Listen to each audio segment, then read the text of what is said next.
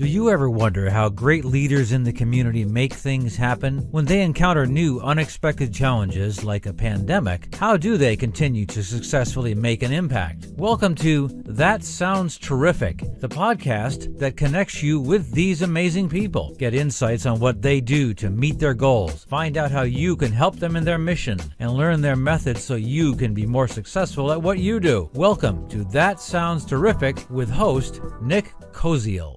Well, hello, everyone. Welcome to another episode of That Sounds Terrific. I am excited to have Jaimie Skultety joining me with Upscale Your Business. Thanks for being on the show. Thanks for having me. Of course. So you've got a really kind of a cool little niche area that you're working on. You're like kind of like coach's coach and virtual assistant kind of thing. And I just want to hear a little bit more about like what you do. So why don't you just start and tell us a little bit about yourself and what you do? Yeah, thank you. Thank you so much for this opportunity. So I started as a virtual assistant. I'm no longer that, but I can speak to that. And it kind of helped me to transition into what I do now. So my brief story is that I started my company, my business in 2009.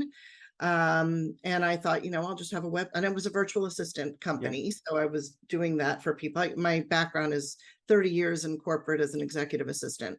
So at the time, 2009, it was when the economy in the US was, struggling, and I found myself out of a job, and, it was very difficult to find another job. So I consulted with a career coach who suggested to me about 3 years after one of my closest friends suggested to me that I should be a virtual assistant. And I thought, well, you're the second person to tell me that. I think I should look into it. I thought, I'll put up a website and I'll have business. People will just come and click on the site and start paying me, and it'd be great.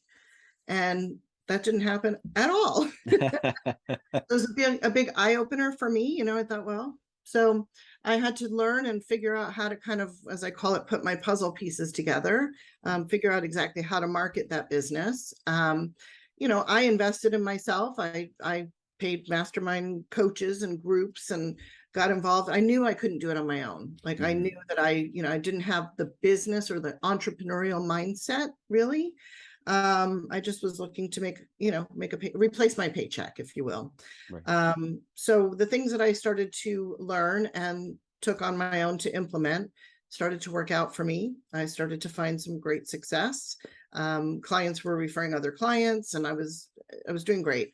And the clients I was working with, we became friendly, and I would share with them some of the things that I was implementing. And they asked me, as a virtual assistant, would you implement those for me? Great. So I started to do that, and they were finding great success.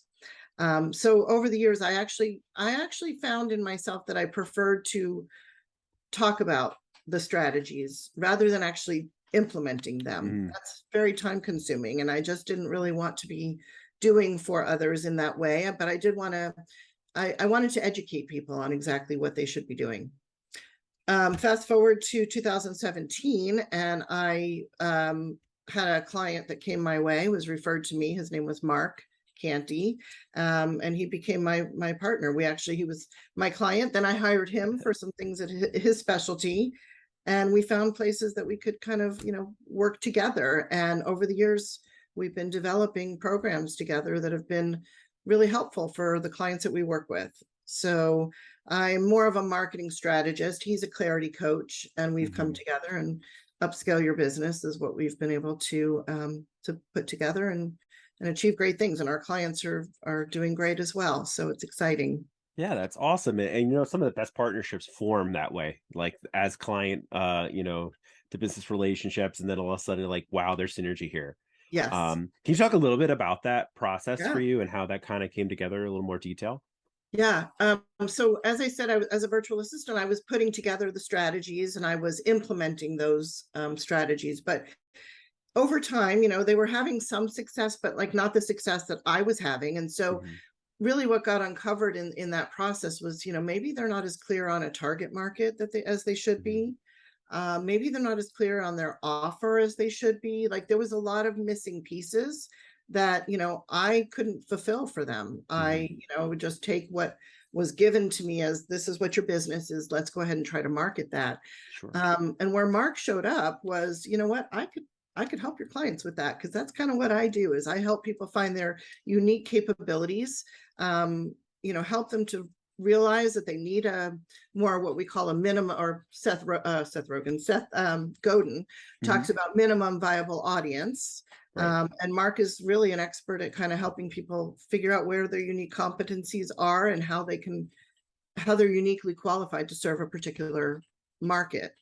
And I, from a marketing standpoint, I love that, because I'm like, that really, if I'm helping people to really target the right people, Hmm. then their messaging and all of that will align with that, and people will start to show up and want to hire you because you are a specialist in something. So that's really where we started to see a lot of synergy, is that he could really help my clients to get very clear, Right. and I can help them implement. And that's kind of how we started. It was kind of a done for you service, right? Yeah. We've really uncovered a space where I don't need to be the person implementing. In fact, we have our own team of virtual assistants who work with us, and we don't really farm them out. Hmm. But they're also, so we've developed what we call the upscale method. Sure. And so our team is very versed in that methodology.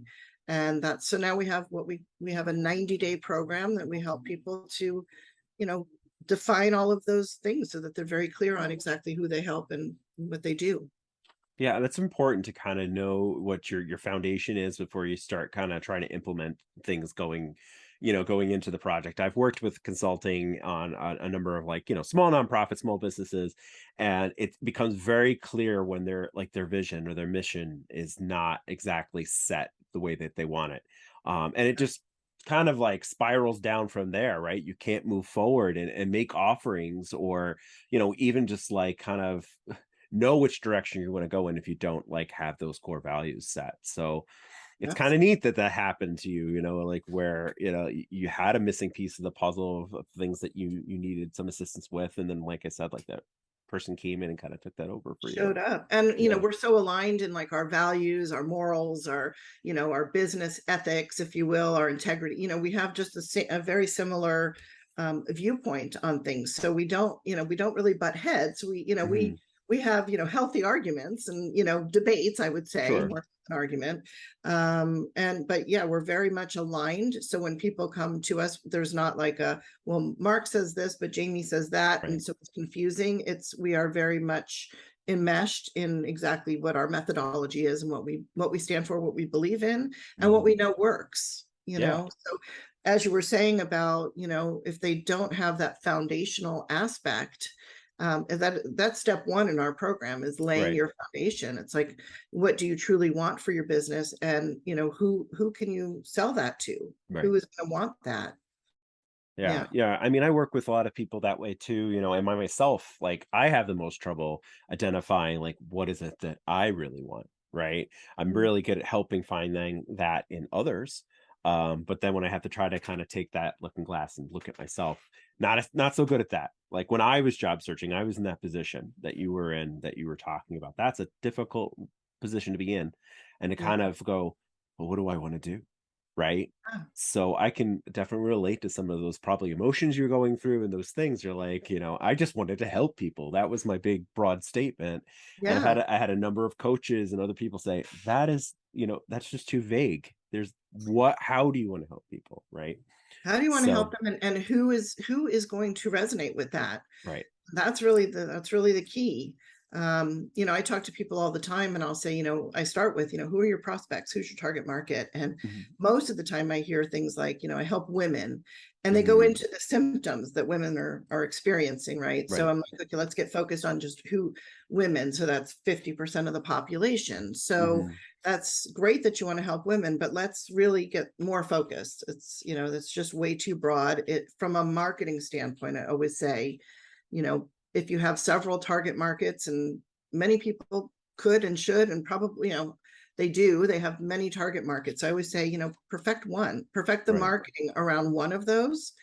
And then if you really feel the need to branch out, Hmm. usually with just that one target market, you could probably have a sustaining business that is fulfilling for both you and for your clients. But if you have more than one, that's okay. But don't be so general, Yeah. generalist, do not win at Right. the game of, sales, if you will.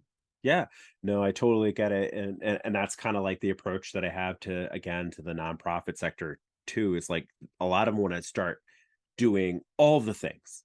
Well, concentrate on one of the things, get really good at that, and then start adding on services or adding on Yes. things, right?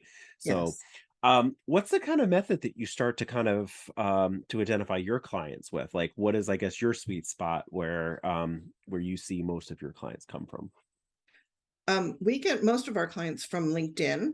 Hmm. And that is a really great place because so many professionals are on that. We're not, and we work with clients who are, um, not the TikTok generation, right? So we're looking to work with people who are kind of our age. I'm in my 50s, Hmm. and we want to be working with people who are, maybe they've been in corporate for a while and they're looking to transition to the virtual space. I feel like we're actually right in the right time now that people are really, after COVID, they're really looking for how can Sure. I actually have a business online. But again, they have that kind of mindset of I'm just going to start a website and people will just show up there. And I Hmm. talk to people all the time, well, I'm building a website, but you don't know what should be on your website, right? So, but to answer your question, we work with new and established coaches and consultants. Hmm. So we come at this from a standpoint of we help them to improve, build, or launch. Right. That's a lot, but it speaks just, wherever they are in their journey, they're struggling at some level. Either Sure. they've had a business for a while, but it's not doing what it needs to be doing. So therefore, we're helping them to improve. You've already got a website, you've already got a profile on LinkedIn, but it's not serving you well. So let's fix that. Let's help you improve on that. Hmm. Or if they're just building or just getting ready to launch, also, we can help with all of that.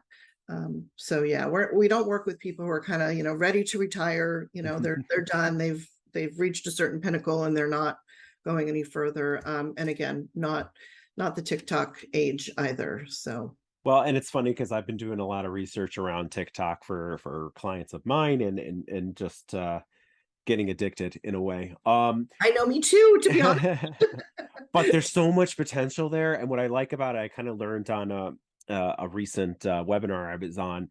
Um, More about the content and the way the content is pushed out, right? So when you think about Facebook and you think about Twitter and even LinkedIn, a lot of it is connection based, whereas Yeah. TikTok's more content based. So if you're looking Yes. for this type of content, there's that potential. I feel like there's more of a potential you can go viral because of your content. If you're providing good content and that's what people are looking for, they're going to look to you.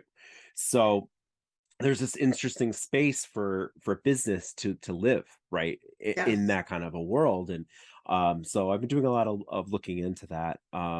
So it's funny when you say, like, it's not the TikTokers, but we're always slowly catching up, right? Like our That's age group, true. we're always catching up. And by the time it's cool for us, there's something else for the 18 to 24-year-olds that's That's cool. That's very true. But you know what? LinkedIn really does have so much opportunity there. And what we try to help our clients to do and what we model is relationship building. Hmm. So yes, you've got to have content. You've got to be out there and what we call, consistently visible. You have to be out there. And if TikTok is a place, that speaks to your audience, then yeah, you should be there. And maybe there is more opportunity there than I'm really aware of at this Hmm. stage. Um, but most of our clients I don't think that their audience is necessarily there. That's just my Right. opinion at this Right. moment. That could change. Mm. But again, we try to help people build relationships. So it's not just, let me throw my content at you.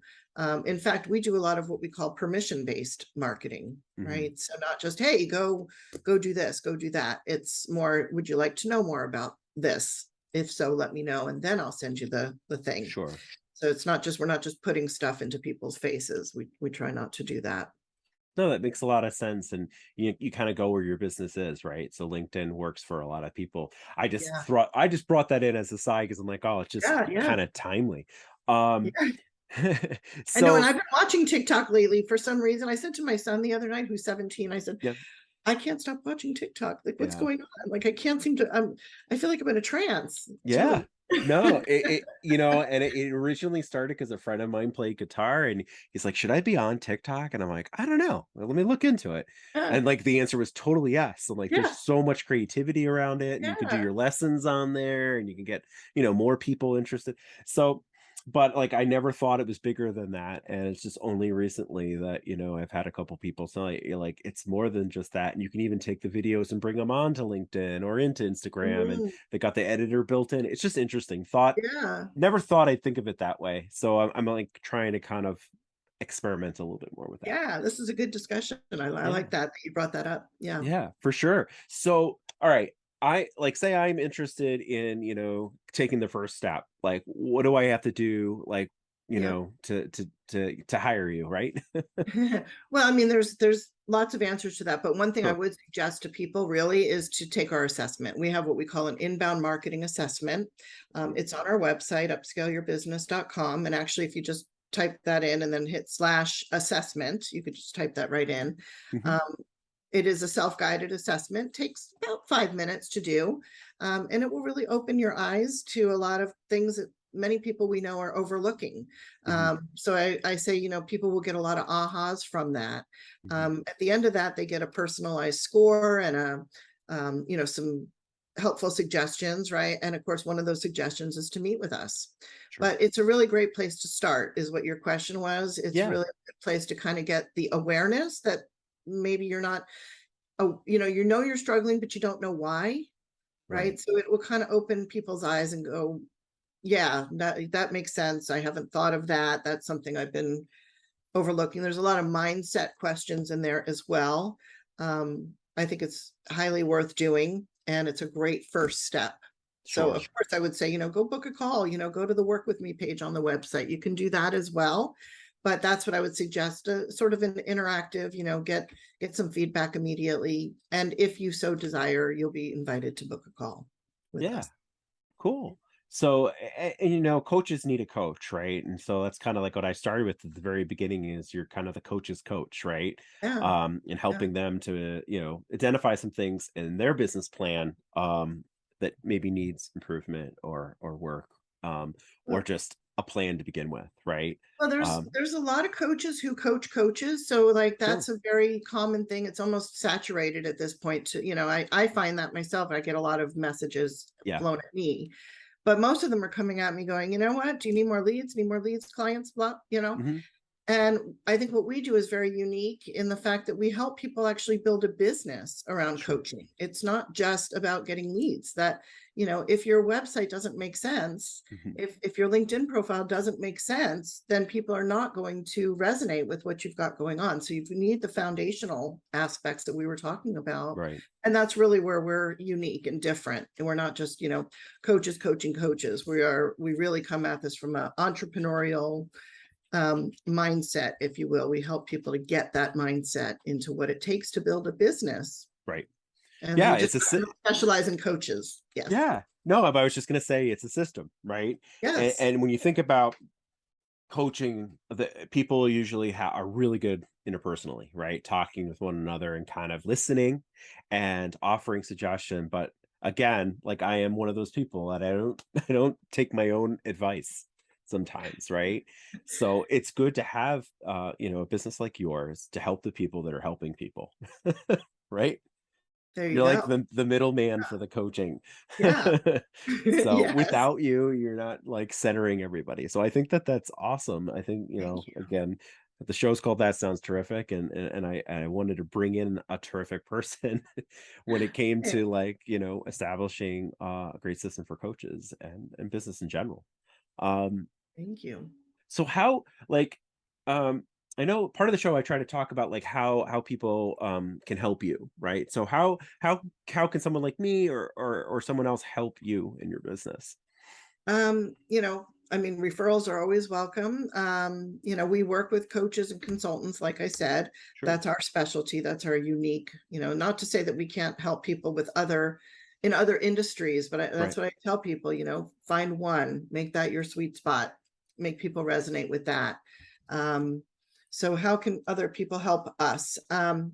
Just really spread the word about, if you know anybody who's struggling in their business and they're trying to help other people, Mhm. you know, bring it to their awareness that maybe they're overlooking some things in their business and just need a little support in getting on Yeah. the right path. Well, We great. create methodology to bring people through. It's just a 90-day program, and it can get you where you need to be. I mean, our clients are, they have wait lists now. Right. They're leaving their corporate jobs and they're doing the full-time coaching that they've been dreaming about. So that feels really good. Do you see that there, like, when you use your startups, in particular, do you see a lot of a particular area of, business that they're in, where they're coming out of and becoming coaches? We have clients we have a couple of them that are psychologists. Mhm. So, PhD, they're in academia. Right. We have another client who works for FEMA, so government agency. We have a lot of people who've come out of corporate, and they're leaders in corporate, and maybe they've been an HR director or something like that, and they want to now kind of transition to coaching. So it's a natural progression that, Right. a lot of people have built a very successful career, but they don't want to do it for somebody else anymore. Right. They want to be home with their family. They're ready. They're close to retiring, but they still have a lot of life left in them, and they really want to make a difference in the world. And I think that, you should spread the word and not just be the best kept secret in your corporate office. Yeah. No, I get it. I think, like, a lot of my career has been in higher ed, so I see that in a Mm, lot of different aspects of, from faculty to the staffing positions where they're coaching, right? They're coaching these yes. students, and that's something that they light up about. And then, but I also see the other side when they're doing, like, the nitty-gritty parts of their job. That's the part that they don't love, right?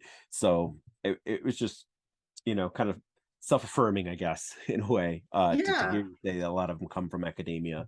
So, what's your advice? I know you said you had an assessment, and that's a good first step to kind of working with you. But what's your advice for someone looking to get into coaching? Well, I don't. One of the things that I would say, a lot of people should I be certified? Like they go and get Right. certified in specific, either ICF, International Coaching Federation, or like, John Maxwell or something like that. And that's all fine and good. But I say you don't need a certification to be a coach, right? You Mhm. just have to have some experience at what your specialty is, right? And a Right. lot of people do, they go from their like job position into the coaching space. But what happens when they go and get like certified in a specific kind of um, thought process, if for lack Mhm. of a better word, like they follow a thought leader and then they market themselves as that. So they say, I'm John Maxwell certified, or, Tony Yeah. Robbins certified, or whatever. And no offense to John Maxwell or Tony Robbins or anyone else. They're terrific. Sure. But when you go and you promote yourself as that, you are what we call commoditizing yourself, where you're just like, 50,000 other people minimum who have Mhm. gotten that same certification. And now you're only competing on price. You're not really unique and special. You're really just, well, you're John Maxwell certified, and so is this other person, and they're charging a lot less. Right. So that would be the first thing I would say, is really examine what your motivation is to become certified. Um, if that's important to you and you want to have those letters next to your name, that's great. But we suggest that that's not really the thing that's going to sell your Right. services. So you're finding that niche area that you're interested in, and, like, your identity as a coach. That's what you're saying, Yes. right? Yeah. Yes. And it goes, and I was just going to say this to you because you mentioned higher ed and I mentioned academia. So Yeah. same conversation. I said we have two clients currently who are in that space. One was referred by the other, by the way. That's how that Mhm. all came together. But Awesome. both women are they're in that higher ed space. One actually helps people who are in academia get to the next level. What is their next career in that space? And she helps them to get that promotion, if you will.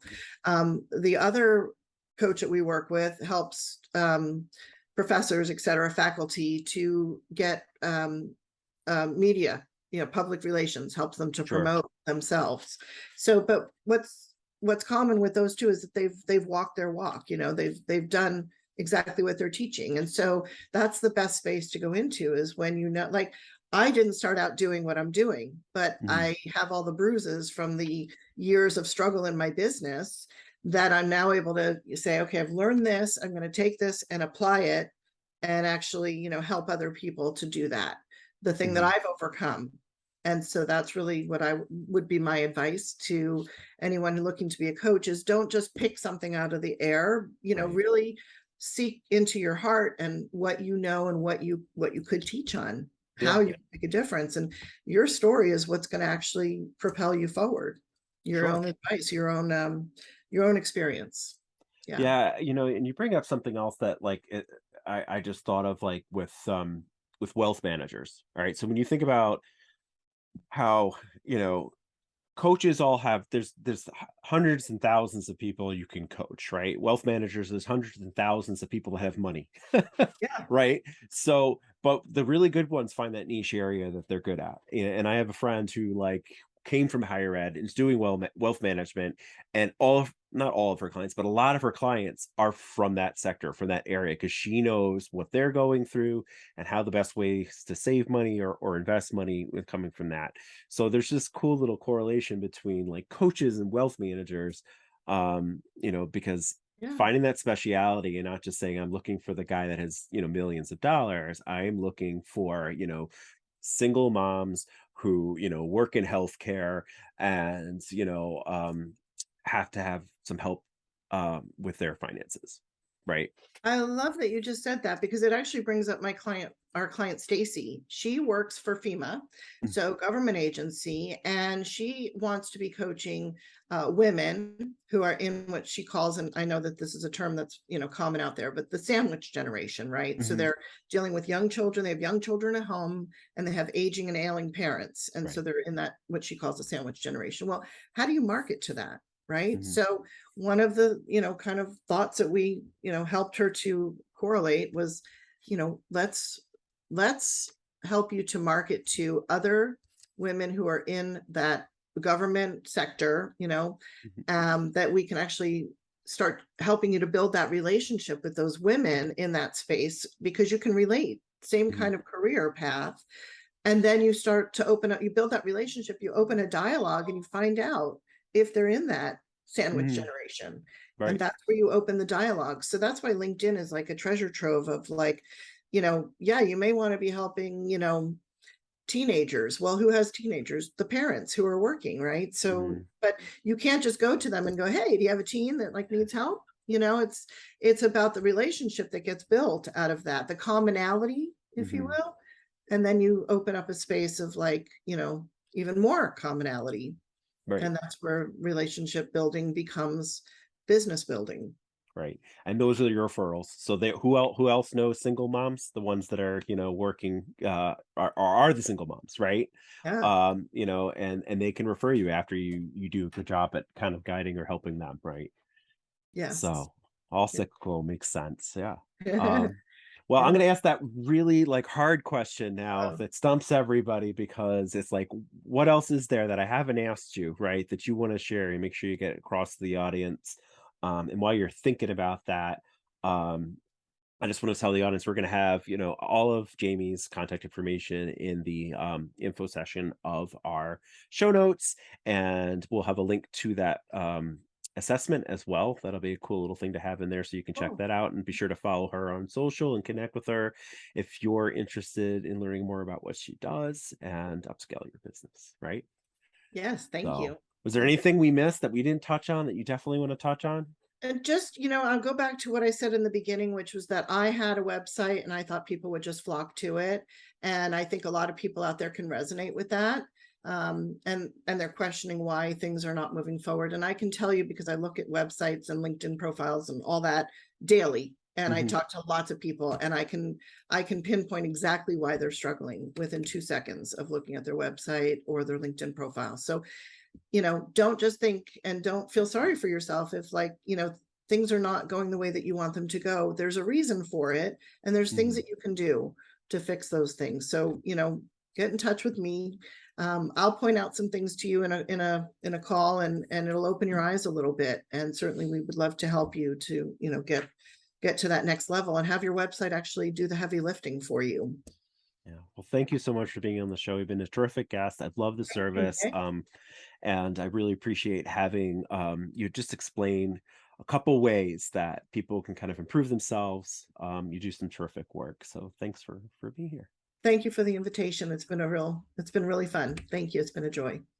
Thank you for joining us on another episode of That Sounds Terrific. Don't forget to check out the show notes and our website at thatsoundsterrific.com to find the contact information and the best ways to volunteer with the organizations that we feature. If you know someone that is doing terrific things and think they should be featured in a future episode, be sure to email us their name, contact info, and short description of what they're doing at thatsoundsterrific@gmail.com. If you like our show, give us a 5-star rating and give us some social media love by liking our Facebook page, That Sounds Terrific. Follow us on Twitter at Sounds Terrific 2 and Instagram at Sounds Terrific. We love hearing your feedback on how to make our show sound even more terrific. Till next time.